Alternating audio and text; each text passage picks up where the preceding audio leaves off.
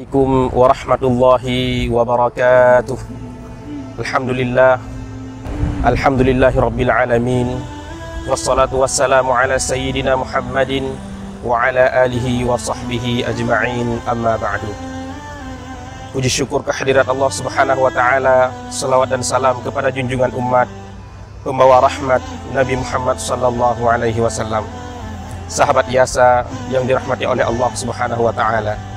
Di antara sifat Rasulullah sallallahu alaihi wasallam dalam hadis disebutkan adalah sahlun. Apa itu sahlun? Sahlun adalah memudahkan urusan orang lain. Rasulullah sallallahu alaihi wasallam memiliki sifat yang sahlun, juga lembut kepribadiannya. Yang ini juga merupakan modal utama Rasulullah sallallahu alaihi wasallam dalam berdakwah. Allah berfirman, "Fabima rahmatin minallahi lintalahum walau kunta faddan ghalidhal qalbi lam faddu min hawlik." Wahai Muhammad, kalau bukan dengan rahmat Allah subhanahu wa ta'ala, engkau tidak akan lembut kepada mereka. Walau kunta faddan ghalidhal qalbi, dan jika kamu keras hati terhadap mereka, lam faddu min hawlik, mereka akan lari dari sekitarmu. Ini juga menjadi petunjuk kepada kita bagaimana kita menarik hati orang lain, bagaimana kita menarik hati keluarga kita, mengajak keluarga kita, mengajak teman-teman kita untuk lebih dekat kepada Allah subhanahu wa ta'ala. Itu adalah dengan memudahkan urusan mereka. Allah subhanahu wa ta'ala akan terus membantu orang-orang yang membantu orang lain. Allahu fi auni abdi madamal abdu fi auni akhihi. Allah akan senantiasa membantu seorang hamba selama hamba itu mau memudahkan urusan orang lain. Aisyah radhiyallahu anha berkata, "Ma khuyira Rasulullah sallallahu alaihi wasallam baina amrayni illa akhadha aisarahuma." Tidaklah Rasulullah sallallahu alaihi wasallam dihadapkan pada dua perkara, maka Rasulullah sallallahu alaihi wasallam akan memilih yang paling mudah di antara perkara tersebut. Suatu ketika Abu Hurairah mengatakan, kami sedang duduk bersama Rasulullah sallallahu alaihi wasallam. Lalu datanglah seorang anak muda mengatakan, "Halaktu ya Rasulullah." Celaka aku wahai Rasulullah. Rasulullah berkata, "Apa yang terjadi pada dirimu?" "Waqa'tu imra'ati wa ana sha'im." Saya mencampuri istri saya sedangkan saya sedang dalam keadaan berpuasa, yaitu di siang Ramadan. Lalu Rasulullah sallallahu alaihi wasallam bertanya, "A'indaka raqabah?" Apakah kamu punya budak tu'tiquha, untuk kamu merdekakannya sebagai kafarah? Atau yang lalu pemuda menjawab, "Tidak wahai Rasulullah." Rasulullah bertanya lagi, "Apakah kamu mampu berpuasa 2 bulan berturut-turut?" Pemuda tersebut menjawab, "Tidak wahai Rasulullah, sebulan saja saya sudah kecolongan, apalagi 2 bulan wahai Rasulullah sallallahu alaihi wasallam."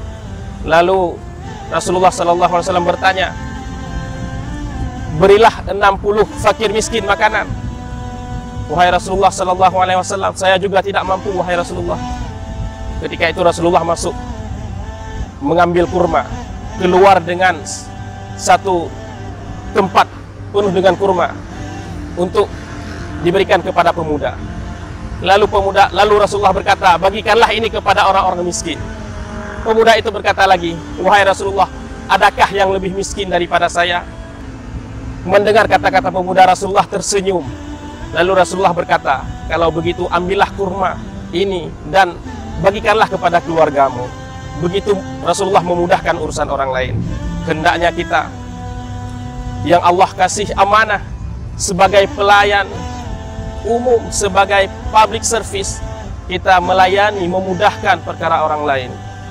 Bila kita mampu menyelesaikannya sehari, selesaikanlah sehari atau lebih cepat. Kita sebagai dosen, kita sebagai guru, hendaknya tidak menyusahkan, tidak memberikan kesusahan yang tidak sewajarnya. Tetapi Rasulullah sallallahu alaihi wasallam memudahkan sahabat-sahabatnya, bahkan orang musyrik, Rasulullah sallallahu alaihi wasallam memudahkannya dalam hal dunianya. Hadirin sahabat Yasa yang dirahmati oleh Allah subhanahu wa ta'ala, adalah ganjaran bagi orang yang memudahkan perkara orang lain, yaitu Allah subhanahu wa ta'ala mengangkat kesusahannya karena dia mengangkat kesusahan orang lain. Kemudian yang kedua, Allah Subhanahu wa taala melindunginya di hari akhirat di padang mahsyar. Kemudian yang ketiga, Allah Subhanahu wa taala memberinya kelonggaran menyelesaikan masalahnya di hari kiamat nanti. Man nafasa minal mu'min kurbatan min kurabid dunya, nafasallahu kurbatahu yaumal qiyamah. Sahabat Yasa yang dirahmati Allah Subhanahu wa taala, sampai di sini saja tausiah singkat kita pada hari ini. Mudah-mudahan menjadi petunjuk bagi saya dan bagi kita semua. Hadani Allah wa iyyakum ajma'in. Assalamualaikum warahmatullahi wabarakatuh.